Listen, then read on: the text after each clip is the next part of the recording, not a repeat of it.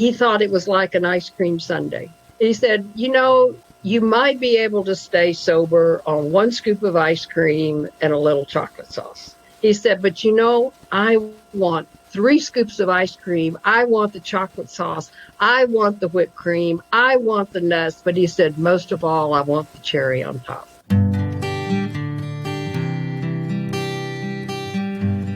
Well, hello, friends of Bill W. and other friends. You have landed on Sober Speak.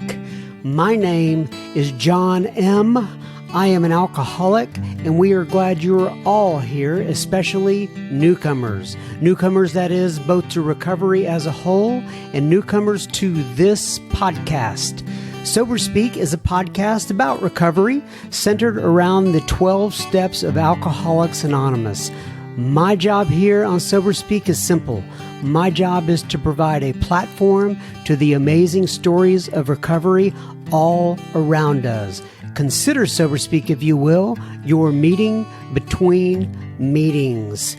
Please remember, we do not speak for AA or any 12-step community. We represent only ourselves. We are here to share our experience, strength, and hope with those who wish to come along for the ride. Take what you want and leave the rest at the curb for the trash man to pick up. Hello, body. That is how my son used to pronounce the word everybody when he was very little. So that's just a little flashback for me. But anyway, hello, body. That was the voice of Jo, J-O-M, that you heard at the beginning of this episode, and you will be hearing so much more from her in just a moment. But first things first, this episode right here, right now, is coming out to you and brought to you by Trudy and Gerhard. Do you know what Trudy and Gerhard did? Well, let me tell you'ns. They went to our website, soberspeak.com. They clicked on the little yellow donate tab and they made a contribution. Thank you so much, Trudy and Gerhard, for your generosity. This episode is coming right out to you. I, John M., will be the chairperson for this meeting between meetings, and I am truly honored and privileged to serve all of you listening in. So take a seat, if you will, around this virtual table, and let's get cranked up. All right, everybody. So this time we are going to have Ms. Jo M. back with us again. And Jo M., when we recorded her live at the Tri-Cities event, the internet was a little off. It was a little spotty at times, so I had to kind of make some edits in there. And there are some chimes, as you know, from those Zoom chimes where you hear everybody coming in and out. But the material, I guess I should say the content was fantastic. So I wanted to go ahead and put that out there in the ethosphere. Is that how you say that? Ethosphere? I know there's atmosphere, but what's ethosphere? Anyway, I have to go look that up when I get off this recording after I finish the introduction. But anyway, Jo has been on the podcast before, and she is at episode 114, and it's called Jo M., My Path to God and Alcoholics Anonymous. So if you want to go back and listen to her on an additional episode, feel free to go back in there and do that. It would be fantastic. So Jo has been sober for 38 years. That is since May 31st of 1982. She covers a lot of topics in this episode. She's going to talk about living as a battered wife and the abuse that her children actually endured. She addresses the DWI escapade that she had with law enforcement, her struggle to come to believe in a power greater than herself, and how slow that process actually was. And I'm sure many of you can relate to that. She talks endearingly about her sponsor, Anne, who taught her how to be a wife and a mother. And she had a marriage in Alcoholics Anonymous that lasted for 20 years. Between her and her husband, they had 8 marriages between them before they got married, so the chances weren't great, but they went on to live that AA life, I guess is what you would call it, and she discusses that. She talks about losing the car while drinking. You ever have that where you come out of wherever you are, the stadium, the bar, the restaurant, and all of a sudden you cannot find your car? I can relate to that. I'm sure some of you can. Anyway, there's much more, and we will have plenty of listener feedback at the end of this episode. So sit back, enjoy Ms. Jo M., and we'll talk to you a little bit more on the other side of this episode. Thank you very much. Thank you for asking me. It's always a privilege, truly. My name is Jo, and I'm an alcoholic, and I've been sober since May 31st, 1982, and I'm very grateful. I'm very grateful for that. Today I was thinking about often, when I speak, what will I start with? And I usually like to start with something that's current, my life today. And yesterday I had my 22-year-old gorgeous, brilliant granddaughter, want to come spend time with me. And for her to tell me that how much she admired me. Wow. And that I was just the coolest grandma, and I tell you what, you can have everybody in the world give you compliments. They can tell you you look nice, or you did a nice job, or enjoy what you had to say. And whatever she said is the most valuable, absolutely the most valuable words, because the person that came in here, she's certainly never seen me drink. And the person that came in here didn't even look like that person. It didn't look like somebody who would say that they admired me. Nobody admired me I didn't start drinking young. I was, I guess, 20, early 20s, but it went over a long period of time. And what happened was ultimately I had 2 kids, and I dragged 2 children through active alcoholism. So this beautiful young woman, her dad was, fortunately, has never told her, what life was like for him. And I am so grateful for that, that she doesn't know. And she doesn't know that her grandmother spent the night in the Irving jail, and she doesn't know any of that. All she knows is what she sees. And, God is so very powerful. Simply stopping drinking, just putting the bottle down would never, ever have garnered the kind of relationships that I have, with my children and with my family. And I turned out and she was, mom's okay, and the mom is busy. And but what a gift, what a gift. Like I say, stopping drinking alone would never, ever have gotten that. When they say alcohol is but a symptom, that wasn't what honestly harmed my children the most and my family. What harmed them the most is I was not present. I was not around.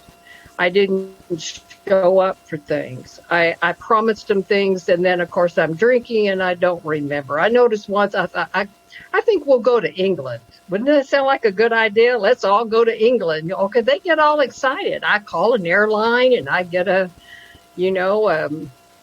fare, and they're just all excited that we're all going to get to go to England. Well, the only way I remembered it is my son asked me the next day, "Hey, Mom, when are we going to go to England?" And vaguely that little memory filtered back in, and I thought, uh-oh. And it was, that their whole life was like that, though. It didn't really matter whether it was something that big or something that small. And even if I was actually in the house, I wasn't present. I was not there. The only thing I cared about in that house was that bottle of scotch. Nothing else mattered. Absolutely nothing else. And, I was working at the time for Dallas used to have two newspapers at one time, and I worked for the one that's not here, and that went away. And but I had worked there when I got sober. I had worked there 10 years, almost 10 years, and in my way of thinking, everybody drank. In my way of thinking, we all went out whoever all is, to the bars after. In my way of thinking, I didn't stand out, but in their way of thinking, I did, because everybody else got up and went to work the next day, and I went home and drank more, and I didn't go to work the next day, quite possibly. And so I came within a hair's breadth of losing my job. I got put on probation the day after I got sober. I got sober on May 31st, and I got put on probation June 1st. So, all of that kind of life that I was living, I didn't know how to be a mother. And, and I got sober, and all of a sudden, I've got these two very tall people that live in my house that call me mom. And I don't know them. And they don't know me, because one of the things that alcohol does is it robs us of who we are. It robs us totally of the person that we are. And I didn't know who I was. So, I look back on it so much with the newspapers. I got to be there. I got to make amends to that company, and that I was there 9 years drinking and 9 years sober.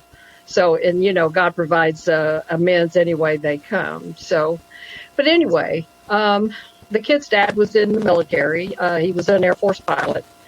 And when he went off to Vietnam, before he left, I had decided I was going to divorce him. And I didn't tell him, however, because you don't want to do that. You want to be compassionate. So you don't tell them before they leave that you're going to get a divorce when they get back.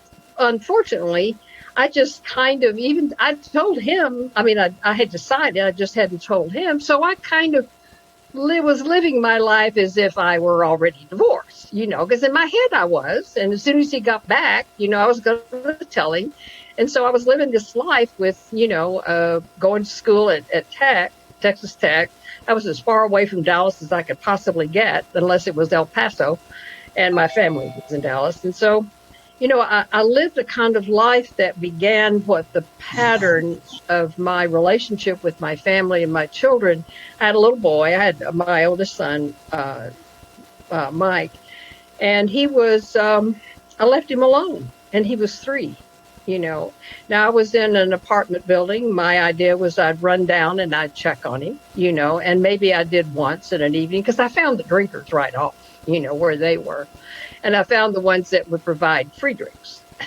So, because I didn't have any money. And that's how, my whole drinking went. Everything came before my children, and primarily that alcohol. And when Ron came back, I didn't get a divorce, and we ended up living in Duluth, Minnesota, and which can be fun if you have peach brandy and a flask and a snowmobile. And that's what we did. So it was fun. We had a good time. And, but that again, the life, the whole life that I was living, the interior life that I was living, I was teaching at the University of Minnesota and running around and, leaving the kids once again. And so when he went back for a second tour, I, went back to Dallas and went to work for the newspaper.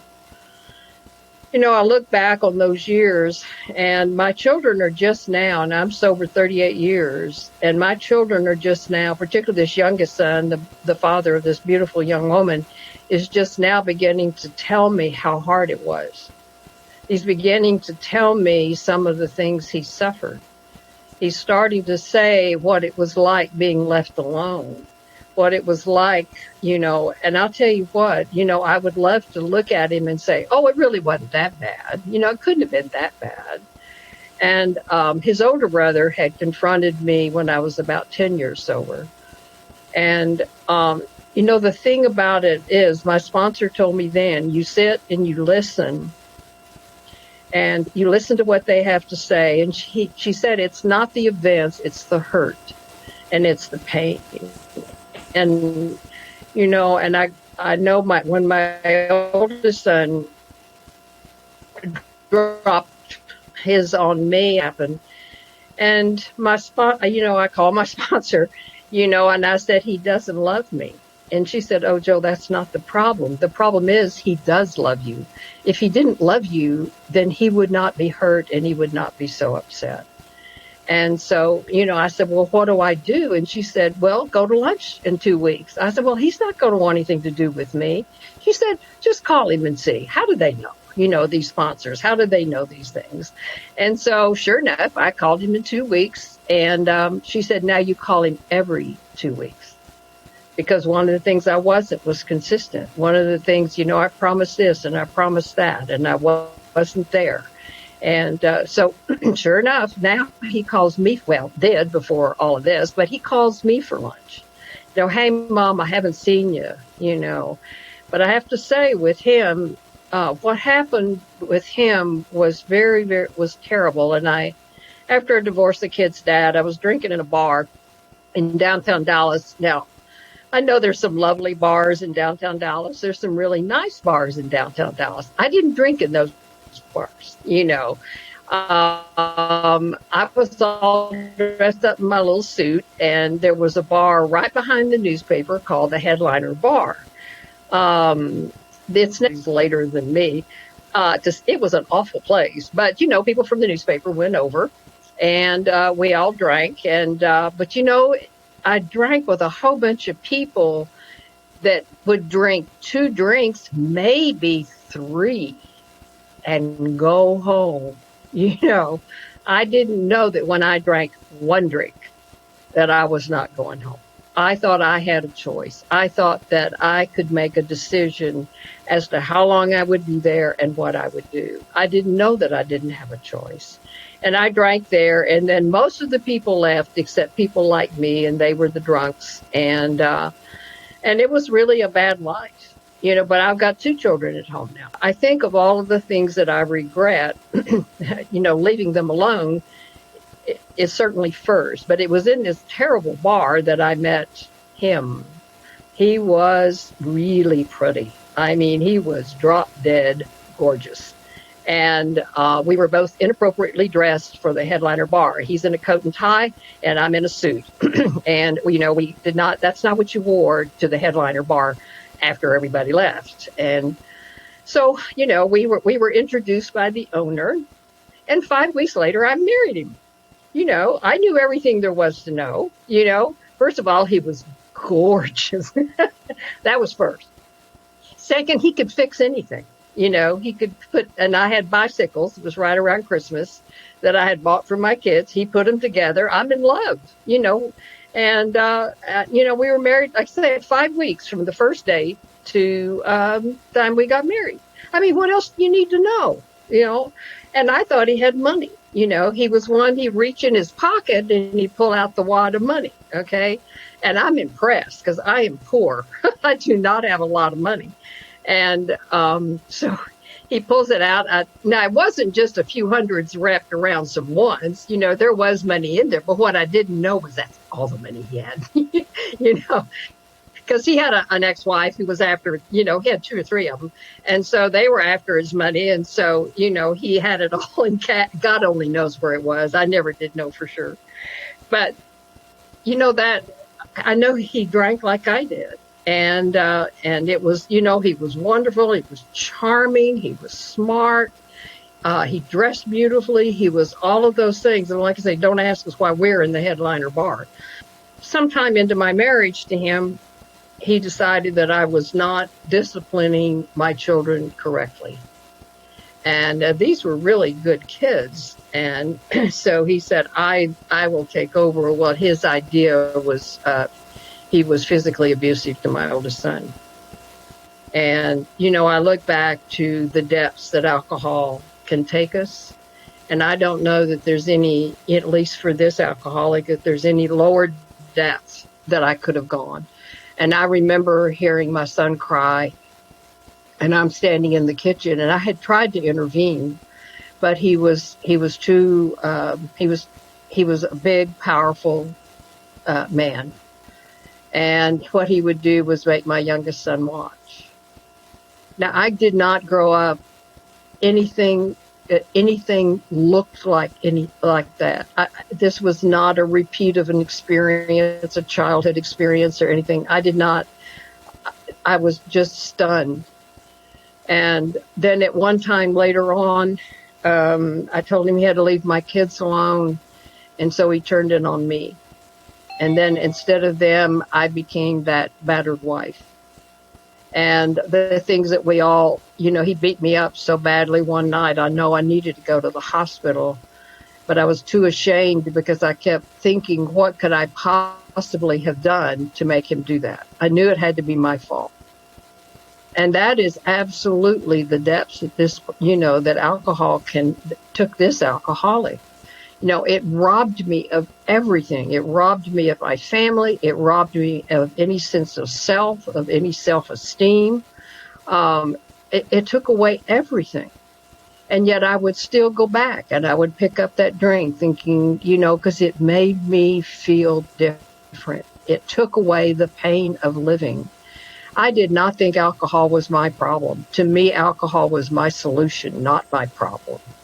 And so, I finally got free of that marriage, and I'm drinking downtown Dallas, all kinds of places, and some nice, some not so nice. And one night I got a DUI coming home, and no, I didn't. I'm sorry. I was coming home and decided to stop at this motel bar where I drank, which was another delightful place. You can go in all dressed up, and you do look different.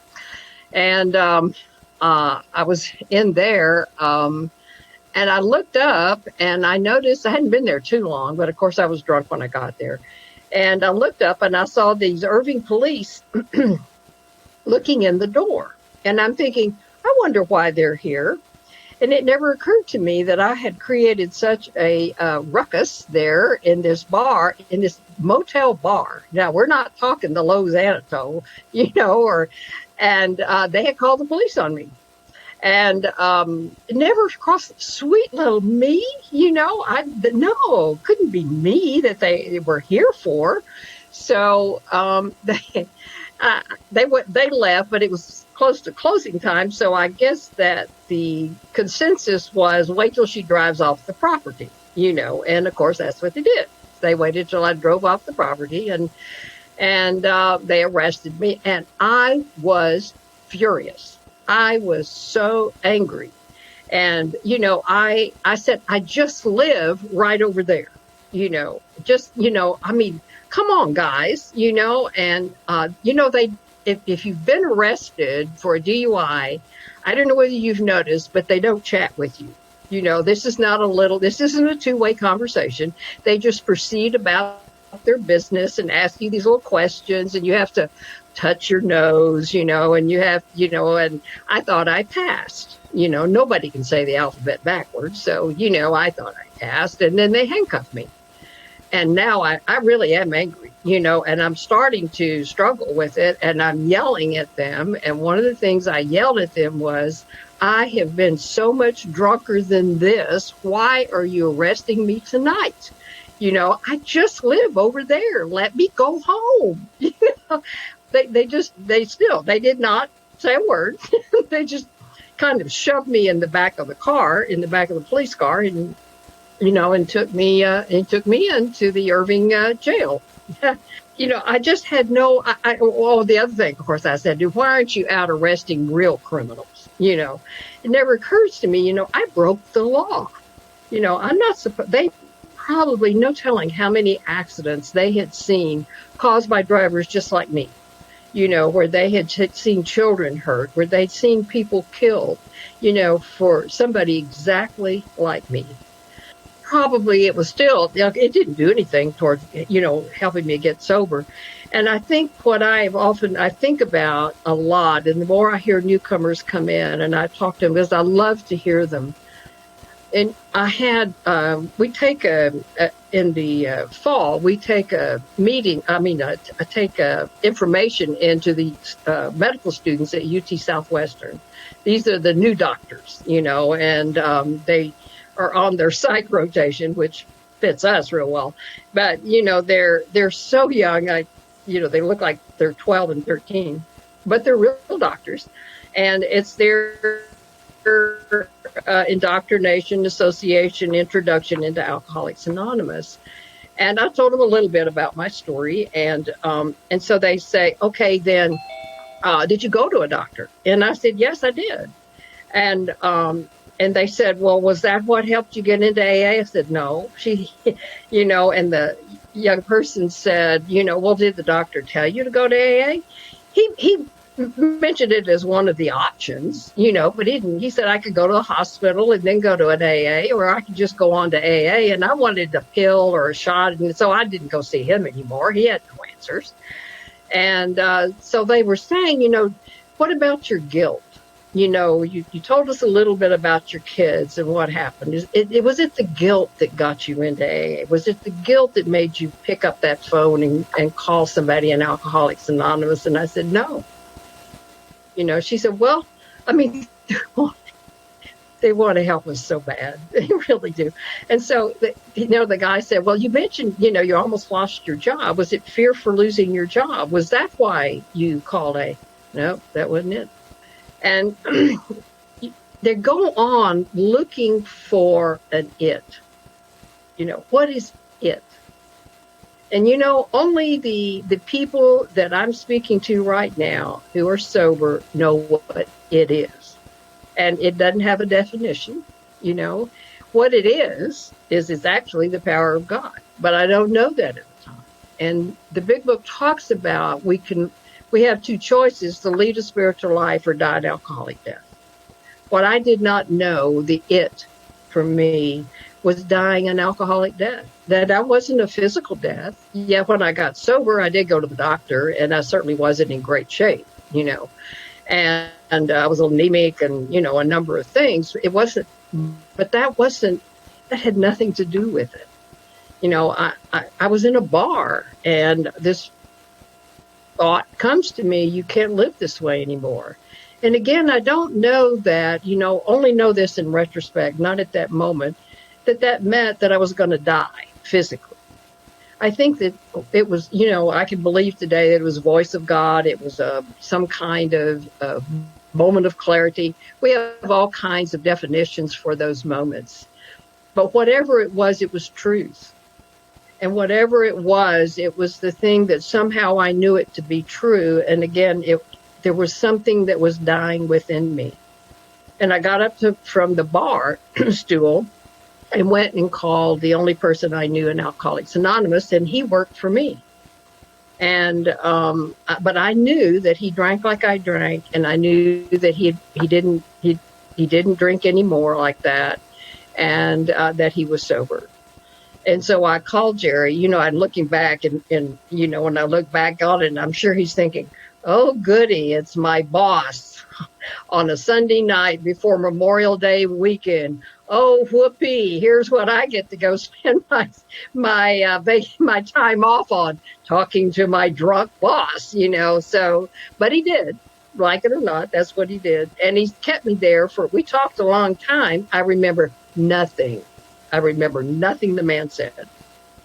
And because I'm a blackout drunk, so the stories I tell are about the only ones I remember, because there's just not a lot others that come to mind. We talked, he talked to me. I said, the only thing, because I'm a blackout drunk, and this is how, only in retrospect do I know how God works. I came out of that blackout enough for Jerry to tell me where the meeting of Alcoholics Anonymous was that day. He was going to a group. It's called the Alpha Group. It's not here anymore, but and where it was, and that he would be at the noon meeting on Memorial. It was actually Memorial Day holiday, and he would be there. And I went home. I don't know whether I drank or not. I don't really recall. I had a hard time getting home because I was still, I was awfully drunk. And, you know, those big orange barrels that they have around construction, they kept sticking those in front of me somewhere. You know, it seemed like everywhere I turned, I was, you know, because they were tearing up the road.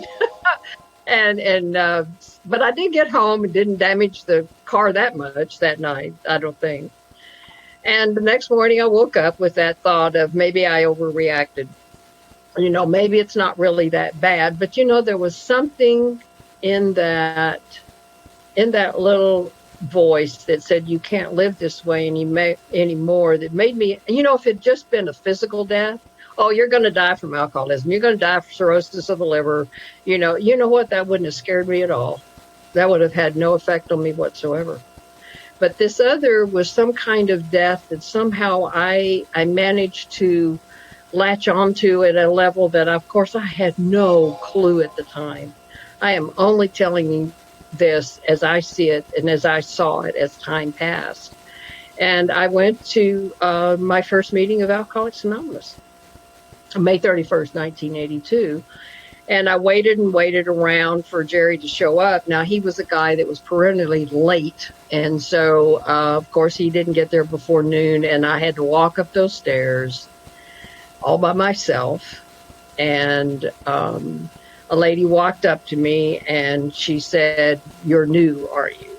You know, and I wanted to know how she knew. And because I wanted to know how she knew, and my second thought was I took a bath. So, I mean, how would she know I was? Because I didn't do that often. You know, it's very hard. They say we have no willpower.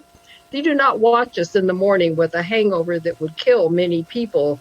To get up, we get dressed, we get clothes on, we get in the car, and we are dying. You know, alcohol made me sick, and I had terrible hangovers. But I got in the car. You know, we'd get in the car, and I'd get to work. Some days I couldn't. Towards the end, I couldn't. And if that isn't willpower, I don't know what else you would call it, because it took every ounce of my will to get myself together to get out the door. So, you know, I went to that first meeting, and this lady, you know, that came up to me and said, you know, "You're new, aren't you?" There's so much power in Alcoholics Anonymous, and it is in the smallest, tiniest little things that we never ever even dream of. There was a man there. I nearly always try to talk about Danny when I speak, and his name was Danny Edwards. And Danny was the kindest man, and he did for me the one thing: he remembered my name, and I was blown away. You know, remembering somebody's name means that you're a human being, you're a person. All that dignity and integrity that I threw away in the bars, and I threw away in that marriage, and threw away in jail, and, you know, and threw away in the bottle, and just going, "Hi, Joe, how are you?" It's magic in its own way. You know, we always want some kind of, you know, big thing, and it's just the littlest things of all. And then after I'd been there, he would say, "Joe, come back tomorrow." We didn't say keep coming back so much, you know, then come back tomorrow. And you know, I could handle coming back tomorrow. And you didn't tell me 90 meetings in 90 days, because I would have felt like I needed to negotiate. Well, now I don't want to go 90 meetings in 90 days. Could I go to 2 meetings a day for 45 days? And could that way, then I'd go every other day, and I mean, you know, they didn't say that to me. I don't know whether they figured that out. They just said, "Come back tomorrow." Oh, so simple. Come back tomorrow. I could come back tomorrow. And when he knew me, he would ask about my kids. And I'd say I got put on probation the next day. And of course, that scared me to death. I'm a single parent of 2 children. And he would say, "How's that probation going?" And it was, you know, what did that take him? 15 seconds, 20 seconds of his time? Meant everything to me,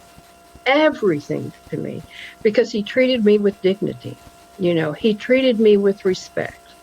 And we lose so much of that, you know, when we're out there drinking and living the kind of life that we have. We lose it all.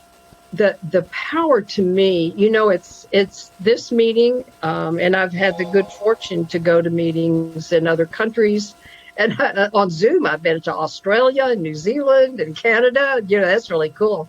But, it doesn't matter where I go. Every meeting starts with a prayer. God is invited in. And I know on May 31st, 1982, they started with a prayer and God was invited in. I had absolutely no idea, nor did I think God cared about me one way or the other. I just didn't think that he did. And when I looked at the life, particularly allowing children to be like I had, I felt there was no forgiveness, because I couldn't forgive me.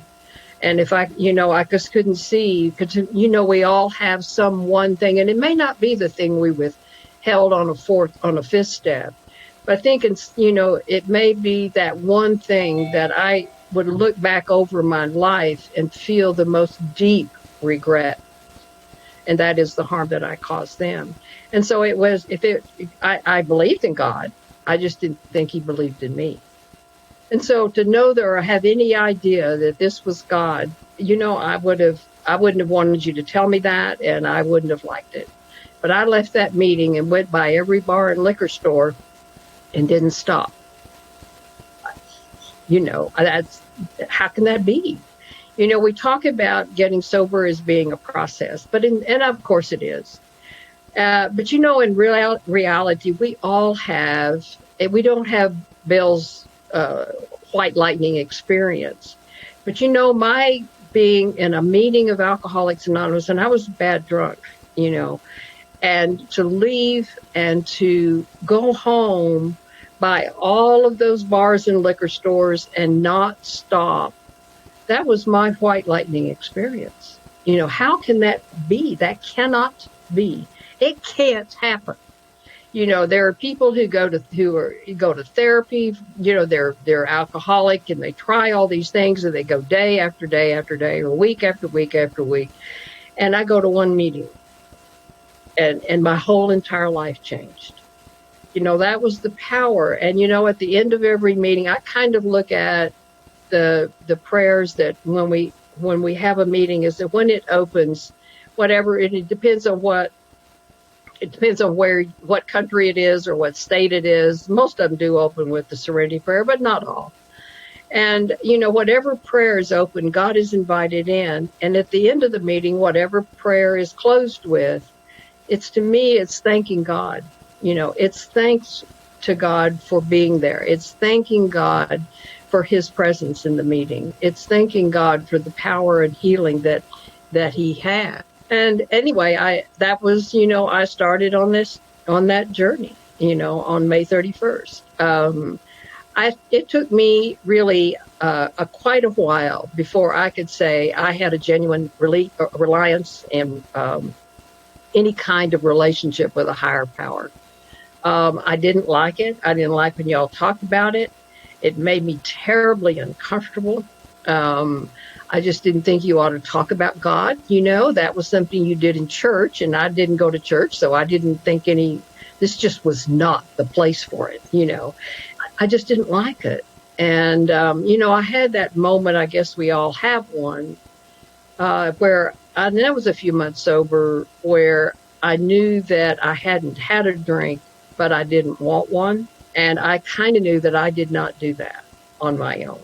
But it was really it was a slow process. It was truly a slow process.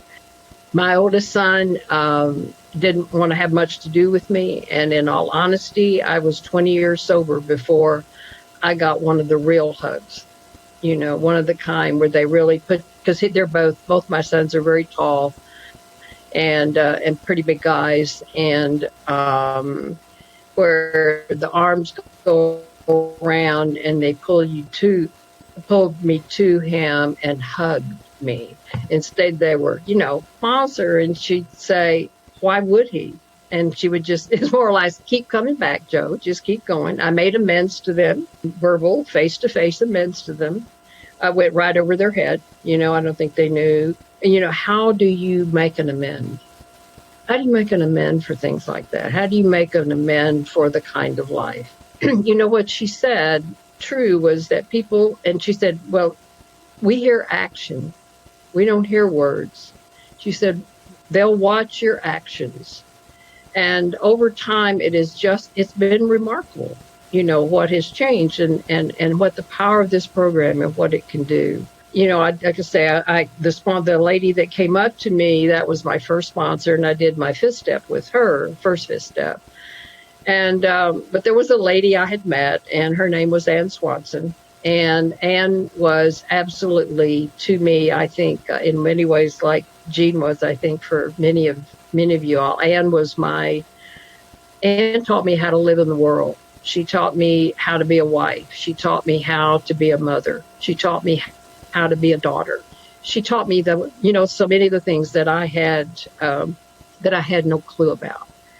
And I got married when about 5 or 6 years sober, and Dave and I were married for 25 years, and he died 7 years ago. And we had an AA life, I guess you can say. And it was, when I look, how I ever got to that point would be really,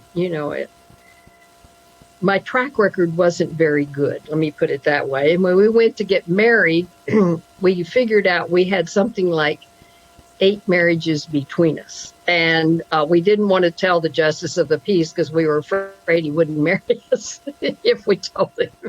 Yeah, so we'd kind of given it. And so here we are, And, but, with once again, I have a sponsor and he did too. And, and we had quite a life, and it was really, the end was not good, and it was very difficult. But, so much in sobriety to me has really been that leading a spiritual life and what that meant. The power to me, once again, is I didn't really believe that God had interfered in any way, or that God was really, oh, well, he might keep me sober. I'll give him that. But anything else was, I felt sure was my doing. I just couldn't get that. I just had a terrible time with that relationship.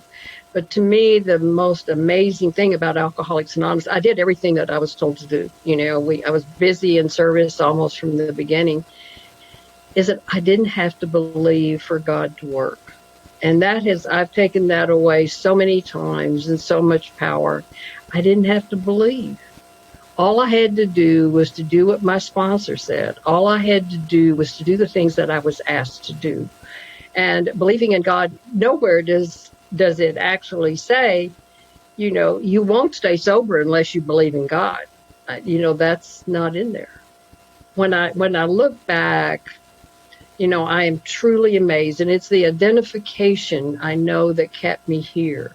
I know it was God talking through these people. As Danny Edwards, that I love so much, was a funny man, and he was speaking, and when I heard him speak, and I was newly sober, and he started talking about losing his car. And, this is not a common topic when you go to work. You don't sit around and chat with all your coworkers and say, what did you do when you lost your car? I looked all over for mine last night, and I don't know for sure where I left it. It could have been down here. It could have been in the apartment, could have been in the bar, and somebody else says, oh, yes, I lose my car all the time. You don't do that. You don't go to work and tell people like that. So, you think that you're the only one that has ever lost their car until you get into AA. Because I lost it a lot. I didn't lose it exactly. I just didn't know where it was. I know there's a fine line in there somewhere, but that was the way it was. And he talked about losing his car. And, there was that little moment, that little click. And then he talked about his dearly departed wife. She wasn't dead. She just departed. And, after I, had some, husband issues, I fell out on the floor. I laughed from somewhere deep inside, probably for the first time in 20 years, that I laughed. And it was strictly because I identified with Danny. We had nothing in common. He had 25 or 30 years of sobriety. He was older than I. He was just a guy, a kind, loving, wonderful man. And here I am, and I think it's hysterical. And another time, I was getting ready to do my 4-step. It was a guy many of you know or knew rather was Jerry Jones, and Jerry was doing the steps, and he was talking about the 4-step. And I was getting ready to do mine, and he talked about having to go to one of these office supply stores, and he had to get the right pen, and he had to get the right tablet. And he bought about half a dozen of everything because he didn't know which one was going to be the right one. What got me was I had just gone to the office supply store just a few days earlier because I don't know what you do on a 4-step, so I'm clueless. And I bought at least 3 tablets. I bought one new fountain pen because I thought, well, maybe you do it in ink. And then I bought some ballpoint pens, and and it was like, how did he know? How did he know what I just did? And here was a man at that time had at least 10 or more years sobriety than I, and I wouldn't know that I heard him speak. And so, this is one of the things that it's all so spiritual. It's so much that God is at the center of all this, and God working in the center of all of this, and that's what makes it all so tremendously powerful. And, I went on and, I did the steps and, I made amends, and some of them quickly, some of them not so quickly. But the power of the amends, they changed me. They didn't change any situation where I made an amend. And I got active in service right away. And I remember a guy that was a lot of these people, they're old and dead, but his name was Gene Spivey. And Gene talked about sobriety. And he talked about it in the way that I want and still want to this day, want sobriety. He said he thought it was like an ice cream sundae. He said, you might be able to stay sober on 1 scoop of ice cream and a little chocolate sauce. He said, but I want 3 scoops of ice cream. I want the chocolate sauce. I want the whipped cream. I want the nuts. But he said, most of all, I want the cherry on top. He said, that's sobriety. He said, I want the cherry on top. And that has stuck with me. Gosh, that had to be a very long time ago. And the things that we often don't know, a little analogy that we impart to a newcomer about how it sticks in their thinking and how it may change an action, or it may change a thought, or it may change the way someone feels about something. And God is very, very smart. He does not let us know. I think, wouldn't we be in an insufferable lot? Well, let me tell you, I helped 92 people just yesterday. They are all now sober, and, and everything is just fabulous. They work perfect programs and everything's great. We don't get to know, and we may never know. But I think it's that belief that when we go in and we work with a newcomer and we talk to a newcomer, or we talk to an old timer, or we talk to, because I heard a guy, he had like maybe a month of sobriety, and I was having a really hard time. This was a few years ago, and I was having a really hard time, and the topic was God.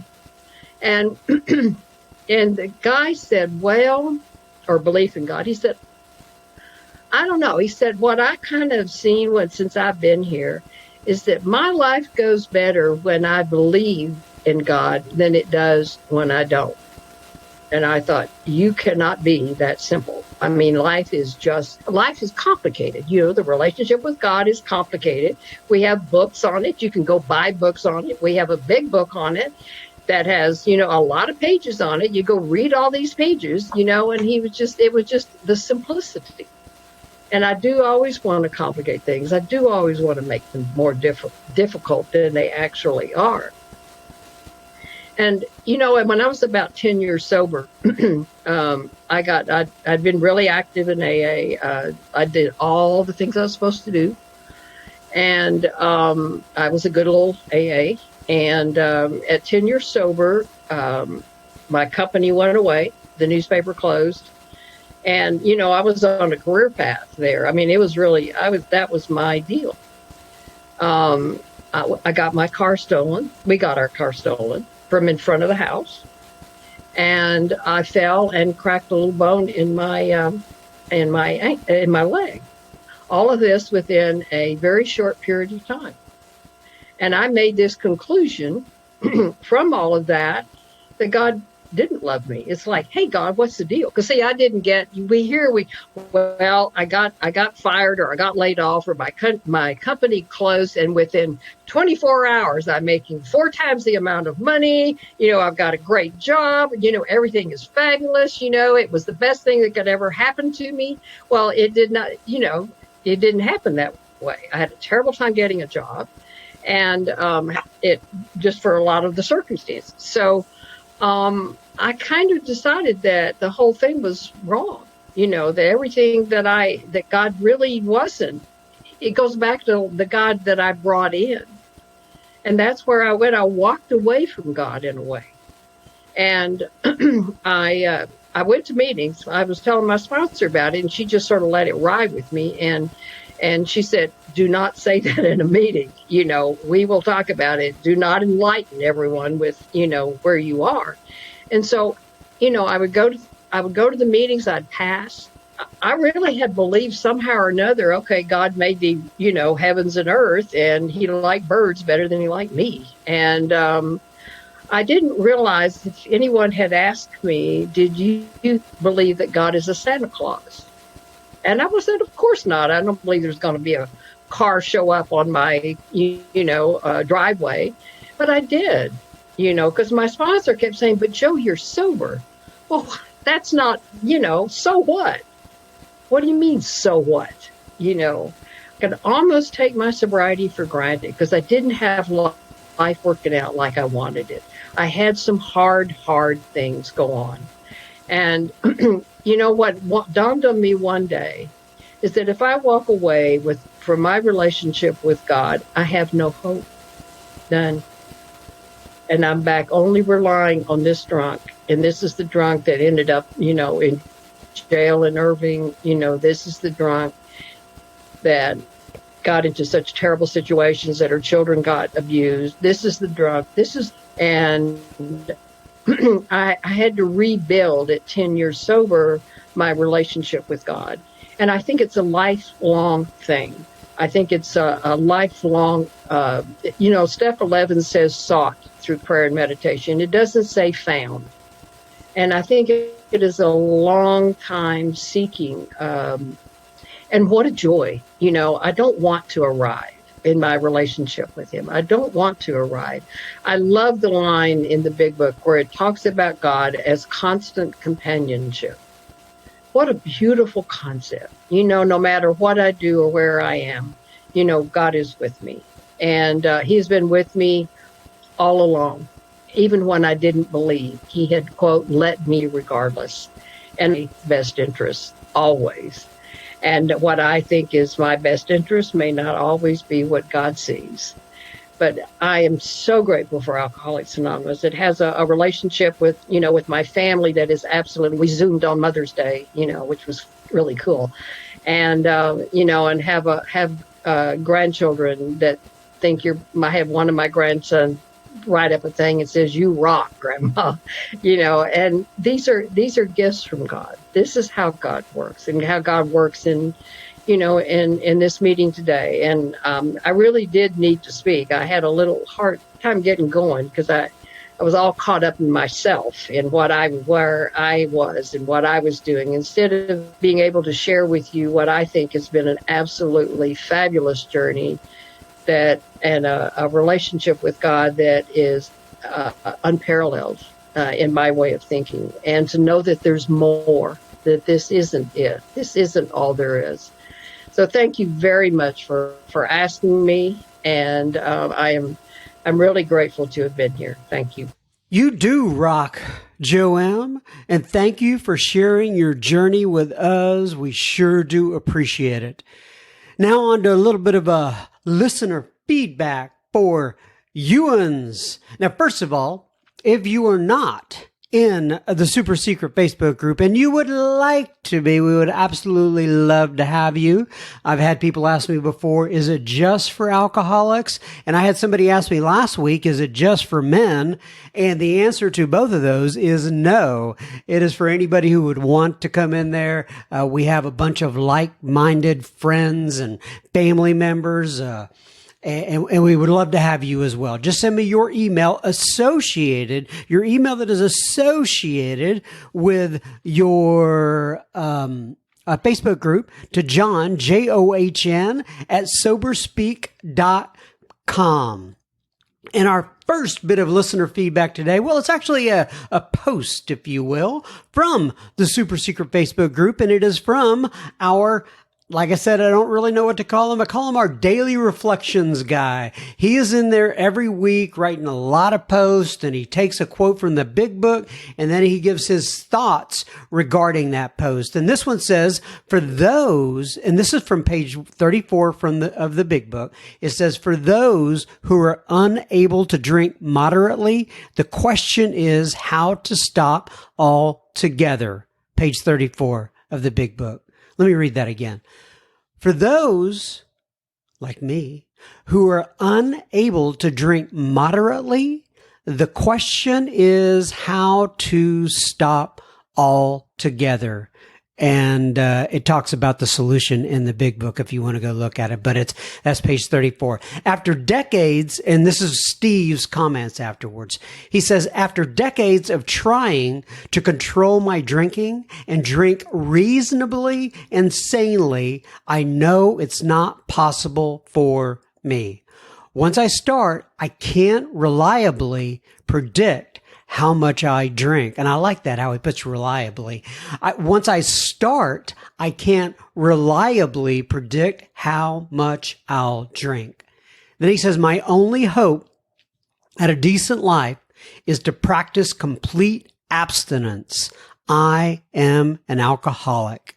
And then as he always ends up, help one, save two, happy Saturday. As you could tell, he wrote that on Saturday. Thank you so much, Steve. Greg writes in and he says, hey, John, excuse me. Greg didn't say that. That was me saying, excuse me. But nonetheless, he says, hey, John, I live in Los Angeles, but I've been in New York City for the past 3 months helping care for an elderly family member. With in-person meetings moving to a Zoom platform, I've found that I can stay connected to my home group from anywhere, which is a real blessing. While the online format isn't ideal, it certainly beats the alternative, and it has made this pandemic bearable. I hear you, Greg. He says, I've been in recovery since May 12th, 2019, and I am grateful for each and every day. I occasionally will talk with my sponsor and fellows about the effects of the pandemic and just how fortunate I am to have a little bit of time under my belt when dealing with the stress and loneliness it has brought. Without the program, I would have been a very unlikable person during these past few months, but I've been able to take things one day at a time, do some work, and continue to progress slowly every day. I found all the guests you have on the podcast so far to be absolutely wonderful, but I think the two that really impacted me and had my glasses fogged with eye humidity were my glasses fogged with eye humidity. Now, I've never heard anybody phrase it that way, Greg. I love it. And he says, were Brian, the bank robber, and Matthew M., whose story was just so touching. I agree, Mr. Greg. That's the thing that has amazed me most throughout my short journey so far. Each person's desire to so freely give and share their experience, strength, and hope. We are truly blessed to be a community of garden variety drunks just trying to stay sober one day at a time. Thank you again for your service and for putting out a message that is so important to so many. God bless Greg. That's Greg with 2 G's, by the way. Well, Greg with 2 G's, thank you so much for writing in. I'm glad we can be a part of your journey, my friend. and I'm glad it sounds like you are absolutely on the right track. Bob L. writes in. And the reason I'm stopping, I'll tell you in just a second. Anyway, Bob says the title of his email was Mimi F's episode. And by the way, if you're wondering which episode that is, it is titled Mimi F, Sobriety is My Superpower, episode number 148. And he said, what a good story. Mimi's English is better than yours. Double exclamation point. And then he says, okay, mine too. Sent from my iPhone. I guess I didn't have to read that. Bob L. So why that is a little bit amusing to me is because that man, Bob L., is my sponsor. And he just as easily could have picked up the phone and called me, or when we usually talk on about a weekly basis, tell me how much he likes her. But he decided to go ahead and send it a little message there. And you're right. Mimi's English is better than ours, Bob L. I appreciate it. Thanks for writing in. Love you, my friend. John writes in and he says, hi, I am from Kansas City. When my girlfriend and I drank together and got in a fight, she left and did not come back. It was time to read the big book that I'd heard about so that I could figure out why these alcoholics keep hurting me and how to fix them. I went to an Al-Anon meeting to tell them how bad I had it. As you can imagine, yeah, I know what's coming next, I was encouraged to, quote, hold that thought, unquote, and focus on, quote, my part, unquote. Yeah, I'm sure they did tell you to hold that thought. By the time I finished the book, I realized that I am the alcoholic. Wow. Oh, what a tangled web we weave here, John, huh? A twist of fate. And then he says, others can leave half of their second drink on the bar and go home. I'm on my fourth before I realize it, and I only meant to drink 2 that night. I'm the guy that is wondering why everyone thinks the party is over when I am just getting started. Big smiley face. My goodness, Mr. John, I can relate to that. And then he says, powerlessness to me is that no matter what I want alcohol to be, I cannot change its chemical structure nor what effect it has on my brain. It is not a friendship helper like I always wished it was. It is a friendship remover, for me anyway. I now have 19 months sober from alcohol, but a long way to go. So appreciative, John, of Sober Speak. You have created a juggernaut that spirals through the universe and makes good in ways you will never see. Well, let me read that again. My goodness, I really like your writing there. He says, you have created a juggernaut that spirals through the universe and makes good in ways you will never see. Well, thank you, Mr. John. And you know what? By you writing in and me just putting this out there, I think you're doing the exact same thing. And I think you're doing the exact same thing by going to a meeting. And I think you're doing the exact same thing by working the program to the best of your ability. I certainly do.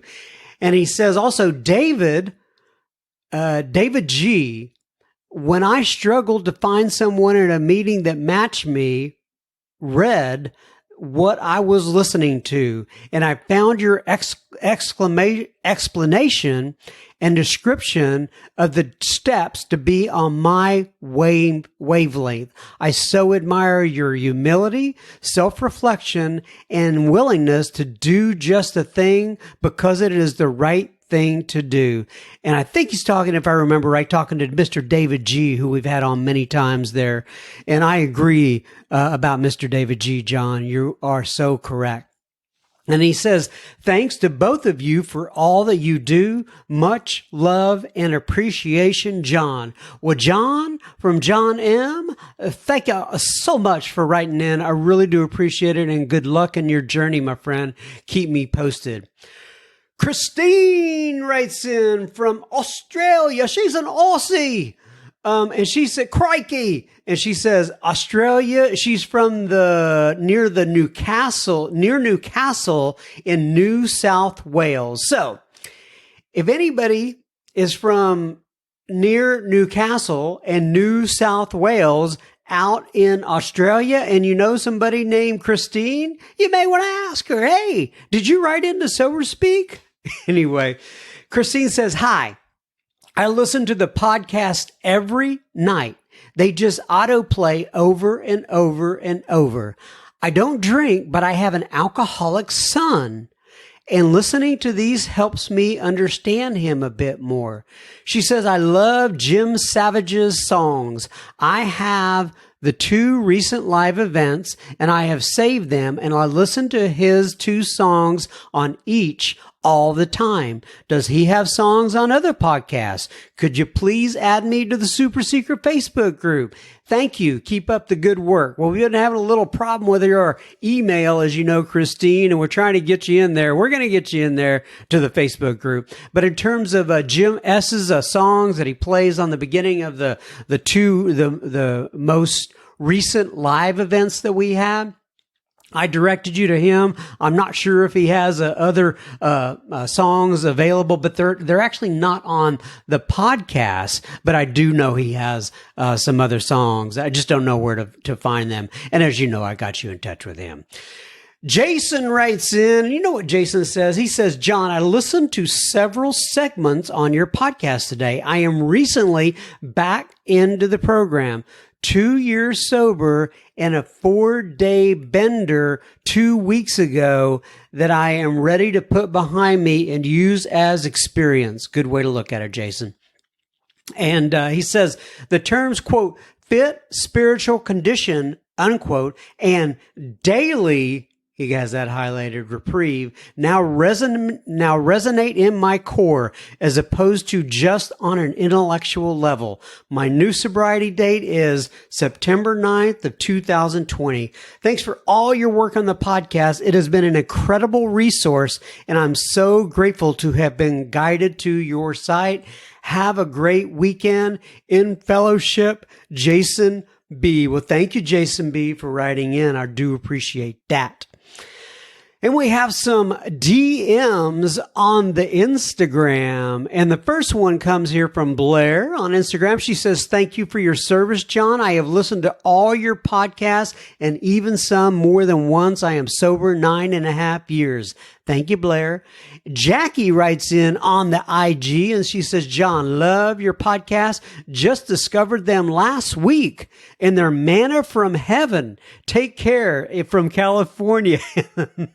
Thank you, Jackie. Gosh, well, to me, the program of Alcoholics Anonymous, as you know, is my manna from heaven and you guys as well. But that's a good way to phrase that. Manna from heaven. I love it. Rodney writes in on the Instagram and he says, John, thank you for your great service. I love the podcast. It is definitely my meeting between meetings.